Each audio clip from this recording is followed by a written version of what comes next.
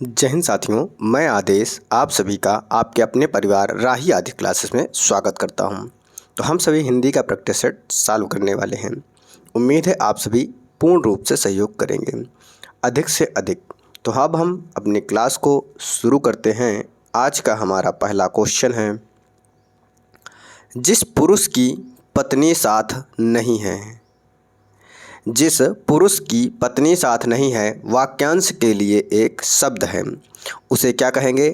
अपत्नीक, वियोगी, विधुर या विपत्नीक। तो आप सभी विधुर मत मारिएगा। क्यों? क्योंकि जिसकी पत्नी मर चुकी हो उसे विधुर कहेंगे। यहाँ पर क्या है? साथ नहीं रहती है, यानी अलग अलग रहते हैं। तो यहाँ पर हमारा सही विकल्प यानी सही आंसर क्या हो जाएगा? विपत्नीक। ठीक इसी प्रकार जिस स्त्री का पति ना हो का मतलब मर चुका हो, तो उसे विधवा कहते हैं, उसे विधवा कहते हैं। अगला क्वेश्चन है, जिस पेड़ के पत्ते झड़ गए हों, क्या कि जिस पेड़ के पत्ते झड़ गए हों के लिए एक शब्द, यानी इस वाक्यांश के लिए एक शब्द क्या होगा? ऑप्शन ए प्रापर्ण, ऑप्शन बी अपर्णा, ऑप्शन सी पत्रहीन, ऑप्शन डी आपत। तो जिस पेड़ के पत्ते झड़ गए हों उसे अपर्णा कहा जाता है। क्या कहा जाता है? अपर्णा कहा जाता है। अब आते हैं अगले क्वेश्चन पे।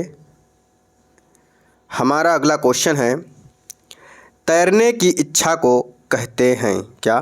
तैरने की इच्छा को कहते हैं तरणेच्छा, तितीर्षा, संतरणेच्छा, जलावत रणेच्छा। तो तैरने की इच्छा को तितीर्षा कहा जाता है। क्या? तितीर्षा कहा जाता है। अगर आपसे पूछे तैरने की इच्छा रखने वाला, क्या रखने वाला, तो उसे तितीर्षु कहेंगे। क्या? तितुर्षी कहेंगे। अब आता है हमारा अगला क्वेश्चन, देवर का तत्सम है। जो रिलेशन होता है भाभी देवर का, तो उसमें देवर को तत्सम में क्या कहा जाता है, इसके बारे में हमें बताना है। देववर, द्विवर, दुवर या द्वितीय वर। तो देवर का जो तत्सम होता है उसे द्विवर कहा जाता है, यानी ऑप्शन बी हमारा सही हो जाएगा।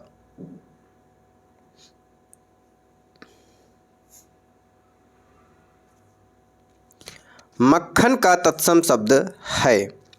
अब मक्खन का तत्सम शब्द क्या होगा? माखन, माछण, मषण, मच्छण और मृक्षण। तो मक्खन का जो तत्सम होता है वह होता है मृक्षण। क्या होता है? ऑप्शन डी हमारा सही है, मृक्षण। अगला क्वेश्चन है, निम्नलिखित में तत्सम शब्द है।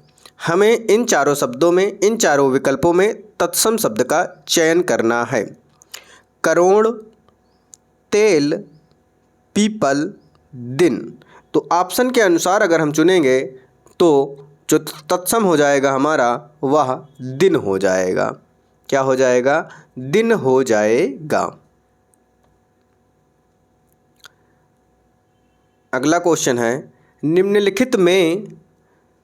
निम्नलिखित शब्दों में से एक तद्भव शब्द है। इन सभी शब्दों में से उस शब्द का चयन करना है जो तद्भव हो।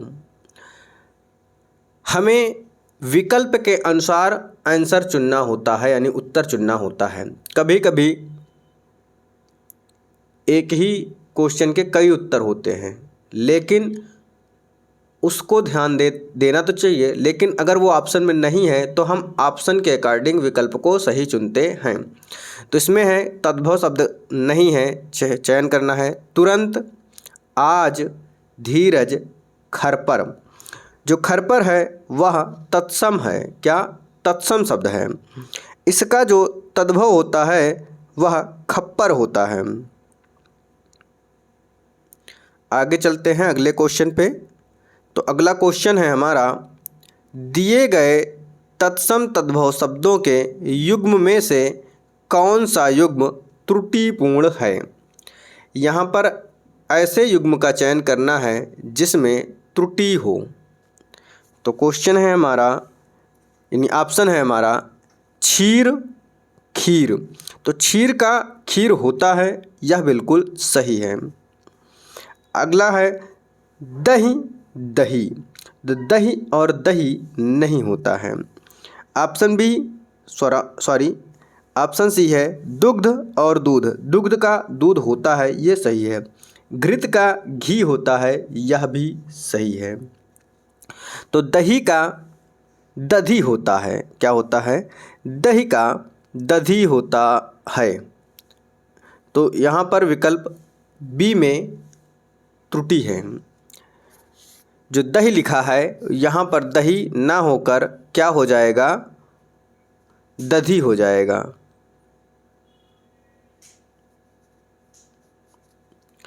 अब चलते हैं अगले क्वेश्चन पे। अगला क्वेश्चन है, नीचे दिए तत्सम तद्भव शब्द युग्म में से कौन सा युग्म त्रुटिपूर्ण है। तो ठीक पहले जैसा ही क्वेश्चन है, इसमें तद्भव तत्सम का चयन करना है जिसमें त्रुटि हो। वचन बैन, कपाट कपड़ा, पुराण पुराना, गंभीर गहरा। तो वचन का बैन होता है, पुराण का पुराना होता है, गंभीर का गहरा भी होता है। लेकिन कपाट और कपड़ा दिया गया है, तो कपाट का कपड़ा नहीं होता है। क्या? कपाट का कपड़ा नहीं होता है, यानी जो अशुद्ध दिया गया है वह हमारा ऑप्शन बी है। क्या है? ऑप्शन बी हमारा गलत दिया गया है। कपाट का किवाड़ होगा। क्या हो जाएगा? कपाट का कपड़ा नहीं होगा, किवाड़ होगा।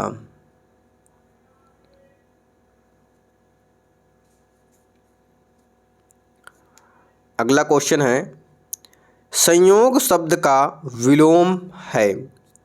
संयोग शब्द का विलोम क्या होता है? आप सभी जानते हैं। एक बार चारों ऑप्शन को देख लेते हैं। दुर्योग, वियोग, सहयोग, कुयोग। तो संयोग का वियोग होता है। अगला क्वेश्चन है, नीचे दिए गए शब्द युग्म में कौन सा त्रुटिपूर्ण है। यहाँ पर कौन से शब्द में त्रुटिपूर्ण है यह देखना है। अनुग्रह का आग्रह, अनंत का शांत, जड़ का चेतन, आकृष्ट का विकृष्ट। तो यहाँ पर क्या है? सभी विलोम दिया गया है। क्या? सभी को विलोम दिया गया है। अनुग्रह का आग्रह दिया गया है जो कि यह गलत दिया गया है। तो ऑप्शन ए हमारा त्रुटिपूर्ण हो जाएगा। अगला क्वेश्चन है, ऋजु शब्द का विलोम है। ये बहुत बार पूछा जा चुका है कि ऋजु का विलोम क्या है। वक्र, तक्र, सीधा, विरल। तो जो ऋजु होता है उसका होता है सरल अर्थ। जो होता है ऋजु का अर्थ सरल, लेकिन वक्र का अर्थ टेढ़ा मेढ़ा। ऋजु का सरल या सीधा होता है। क्या होता है? सरल या सीधा, और वक्र का टेढ़ा मेढ़ा। तो ऑप्शन हमारा ए सही हो जाएगा। ऋजु का विलोम वक्र हो जाएगा। अगला क्वेश्चन है, आकलन शब्द का विलोम है। तो आकलन का क्या हो जाएगा? विकलन, संकलन, समाकलन, प्राक्कलन। तो आकलन का जो विलोम होगा वह होगा विकलन। क्या हो जाएगा? विकलन हो जाएगा, यानी ऑप्शन ए हमारा सही हो जाएगा।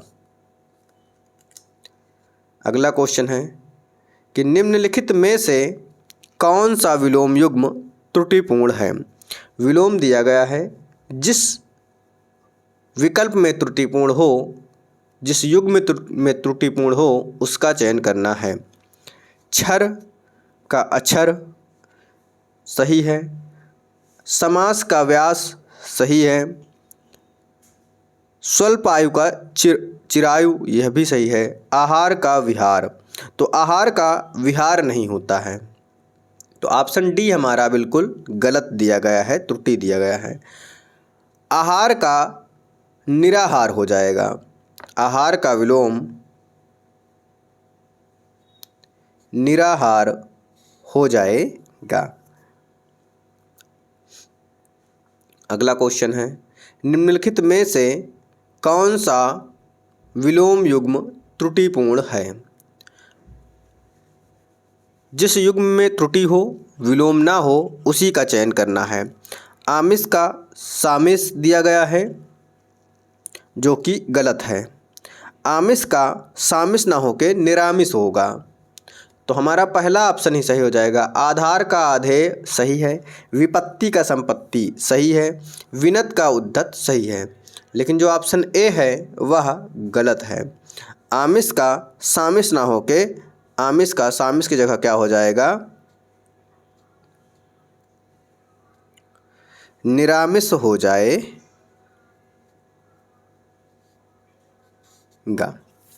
अब आते हैं अगले क्वेश्चन पे।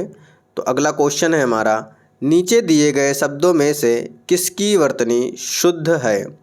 अब हमें शुद्ध वर्तनी का चयन करना है। द्वारका, पूज्यनीय, अंतर्ध्यान, अहिल्या। तो देखिए यहाँ पर पूज्यनीय होता है, या में आ की मात्रा जो लगी है यहाँ पर भी गलत है। अहिल्या ना होके अहल्या होता है, अंतर्ध्यान ना होके अंतर्धान होता है। द्वारका जो है यह पूर्ण रूप से शुद्ध है, सही है, तो ऑप्शन हमारा ए सही हो जाएगा। अगला क्वेश्चन है, नीचे दिए शब्दों में किसकी वर्तनी शुद्ध है? जिस शब्द की वर्तनी शुद्ध हो उसी का चयन करना है। सन्यासी, आकाल, देखिए आकाल नहीं होता, अकाल होता है, यानी बड़ा आ जो दीर्घ आ दिया गया है यहाँ नहीं होगा। अनुग्रहीत लिखा हुआ है, अनुग्रहीत नहीं होता, गृहीत होता है। क्या होता है? अनुग्रहीत। गा में री की मात्रा हो जाएगी। उसके बाद है आजीविका। क्या? आजीविका लिखा हुआ है, आजीविका होता है, यानी वा में छोटी की मात्रा हो जाएगी।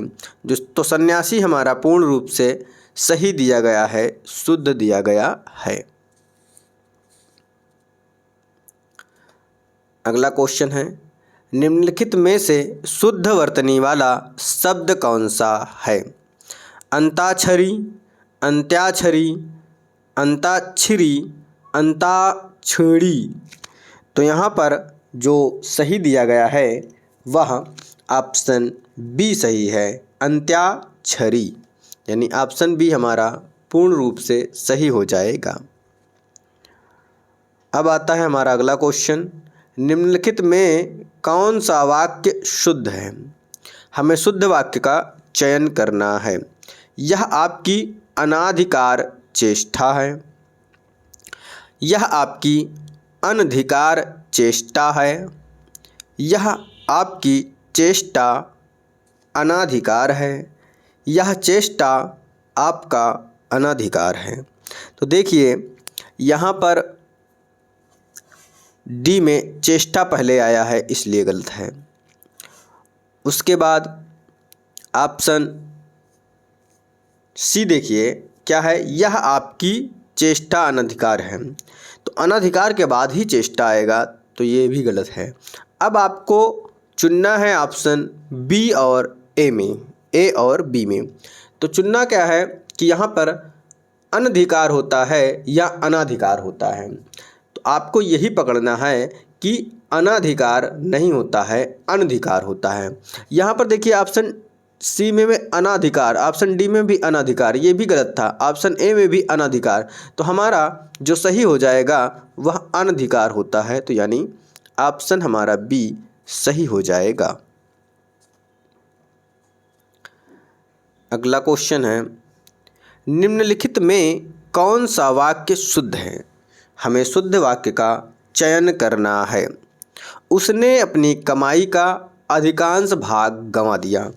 अब देखिए, जब अधिकांश आ चुका है तो इसमें भाग शब्द नहीं होना चाहिए था। तो यहाँ पर भी देखिए, यहाँ पर भी देखिए अधिकांश भाग दिया गया है, और ऑप्शन सी में भी देख लीजिए अधिकांश के बाद भाग दिया गया है। तो यानी ये तीनों ऑप्शन गलत हो जाएंगे। उसने अपनी कमाई का अधिकांश गंवा दिया। तो हमारा जो राइट आंसर होगा वह ऑप्शन डी सही हो जाएगा। अगला क्वेश्चन है कि निम्नलिखित में से कौन सा वाक्य सही है?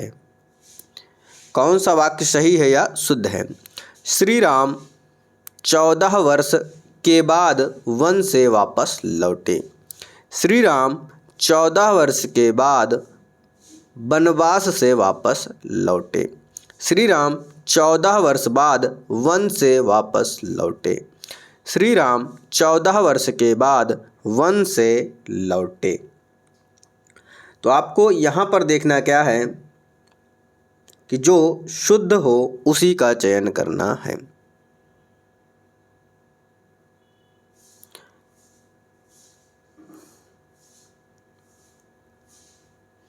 तो जो शुद्ध दिया गया है वह ऑप्शन डी हो जाएगा। क्या? कि श्री राम 14 वर्ष के बाद वन से लौटे। लौटना और वापस दोनों समान हो जाता है। तो वापस और लौटना, वापस लौटना, वापस लौटना, ये तीनों देखिए सेम है। लेकिन ऑप्शन जो डी है हमारा वह पूर्ण रूप से सही है। क्या? कि वन से लौटे हो गया, अब वापस लौटेगा, लौटना ही वापस होता है। तो ऑप्शन डी हमारा पूर्ण रूप से सही हो जाएगा। अब आते हैं अगले क्वेश्चन पे। अगला क्वेश्चन है कि निम्नलिखित में कौन सा शब्द विशेषण नहीं है?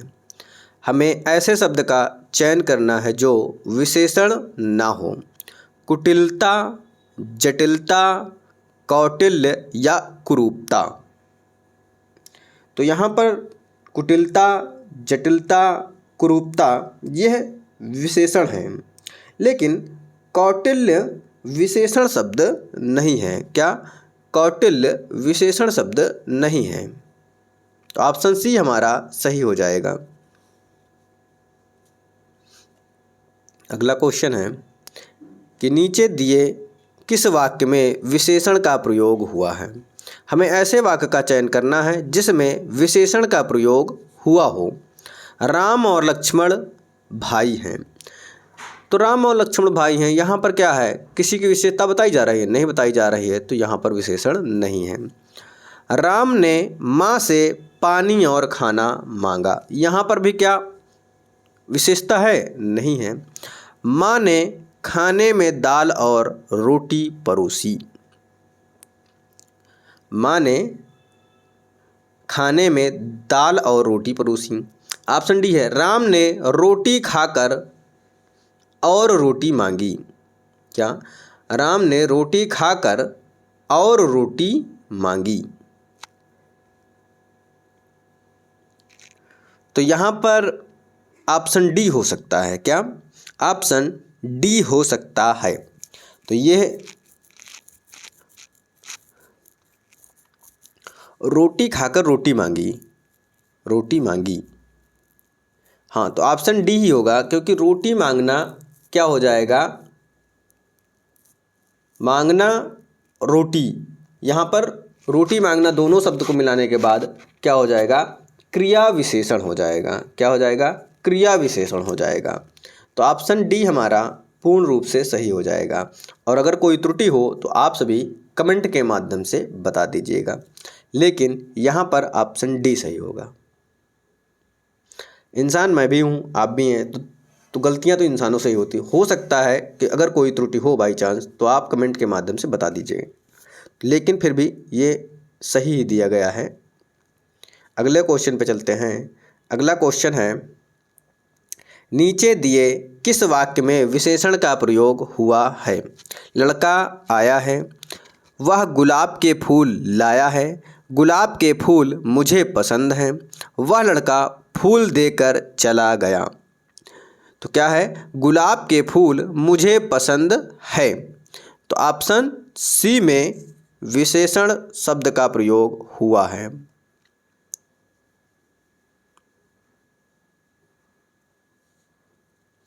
अगले क्वेश्चन पे आते हैं। अगला क्वेश्चन है, सुगंधित कस्तूरी के लोभी शिकारी राजस्थानी हिरणों का अवैध शिकार करते हैं। वाक्य में, अब वाक्य में हमें क्या बताना है, कितने विशेषण हैं और कितने विशेष्य हैं। देखिए, कस्तूरी कैसी है, सुगंधित, तो यहाँ पर सुगंधित शब्द क्या हो जाएगा, हमारा विशेषण हो जाएगा। शिकारी कैसा है, लोभी, लोभी शब्द क्या हो जाएगा, हमारा विशेषण हो जाएगा। क्या हो जाएगा, विशेषण हो जाएगा। राजस्थानी हिरणों, राजस्थानी क्या हो जाएगा, हमारा विशेषण हो जाएगा। शिकारी कैसे हैं, शिकार कैसे हैं, अवैध, कैसे हैं, अवैध शिकार। तो सुगंधित, लोभी, राजस्थानी और अवैध, ये क्या हो गए, विशेषण हो गए। तो विशेषण कितने हुए हमारे, 4। जब 4 विशेषण हुए तो ये विशेषता किसकी बताएंगे, संज्ञा, सर्वनाम या विशेष्य जिसे कहते हैं। तो 4 हमारे विशेष्य भी हो जाएंगे। अब विशेष्य कौन है, देखिए 4, पहला कस्तूरी, दूसरा शिकारी, तीसरा हिरणों, चौथा शिकार। तो ये 4 विशेष और 4 विशेषण हुए। तो ऑप्शन हमारा ऑप्शन सी हमारा पूर्ण रूप से सही हो जाएगा। अब आता है हमारा अगला क्वेश्चन, समुद्री सांप में घातक परंतु बहुत कीमती जहर पाया जाता है। वाक्य में है, यानी कितने विशेषण हैं और कितने विशेष्य हैं, इसका हमें चयन करना है। देखिए, सांप कैसा है, समुद्री, तो समुद्री कैसा हो जाएगा, समुद्री क्या हो जाएगा, समुद्री हमारा विशेषण हो जाएगा। सांप हमारा क्या हो जाएगा, विशेष, तो इसलिए पहला विशेष हो गया। घातक परंतु बहुत कीमती जहर, जहर कैसा है, जहर कैसा है, कीमती है, तो जहर हमारा क्या हो जाएगा, दूसरा विशेष हो जाएगा। लेकिन ये कीमती क्या हो जाएगा, विशेषण हो जाएगा। और घातक, घातक क्या हो जाएगा, विशेषण। तो समुद्री, घातक, कीमती, यानी 3 विशेषण हो गए और 2 विशेष्य हो गए। तो 3 विशेषण 2 विशेष्य, तो ऑप्शन ए में दिखाई दे रहा है 3 विशेषण 2 विशेष। तो हमारा राइट आंसर ऑप्शन ए सही हो जाएगा। अगला क्वेश्चन है, दशरथ के प्राण राम के लिए आकुल थे, क्या। वाक्य में मुख्य विशेष्य है। अब यहाँ पर विशेष कई होंगे, इसीलिए मुख्य विशेष के बारे में पूछा जा रहा है। क्या, दशरथ के प्राण राम के लिए आकुल थे। तो यहाँ पर दशरथ के प्राण, प्राण किसके, दशरथ के, किसके लिए आकुल थे, राम के लिए, राम के लिए। तो यहाँ पर मुख्य विशेष क्या हो जाएगा, प्राण हो जाएगा। क्या हो जाएगा, मुख्य विशेष प्राण हो जाएगा। ऑप्शन हमारा सी सही हो जाएगा। अगला क्वेश्चन है, जो स्त्री सूर्य भी ना देख सके, जो स्त्री सूर्य भी ना देख सके, वाक्यांश के लिए एक शब्द। यह कई बार पूछा गया है अलग अलग पेपरों में, अलग अलग पेपरों में यानी पेपर में। तो क्या कहते हैं, आसूर्य दर्शना, आसूर्य दृष्टा, आसूर्य स्पर्शा, आसूर्य पश्या। तो राइट आंसर क्या होगा, आसूर्य पश्या। ऑप्शन डी हमारा सही हो जाएगा। अगला क्वेश्चन है, जो युद्ध में स्थिर रहता है उसे कहते हैं, जो युद्ध में स्थिर रहता है, युद्ध स्थिर, युद्ध थिरक, युधिष्ठिर या युद्ध स्थायी। तो जो युद्ध में स्थिर रहता है उसे युधिष्ठिर कहते हैं, आप सभी जानते हैं। तो ऑप्शन सी सही हो जाएगा। अब ये रहा आपका आज का लास्ट क्वेश्चन है, जो हमेशा रहने वाला हो उसे कहते हैं। जो हमेशा रहने वाला हो उसे कहते हैं या उसको कहते हैं शाश्वत, अनवरत, अप्रतिहत या आजीविका।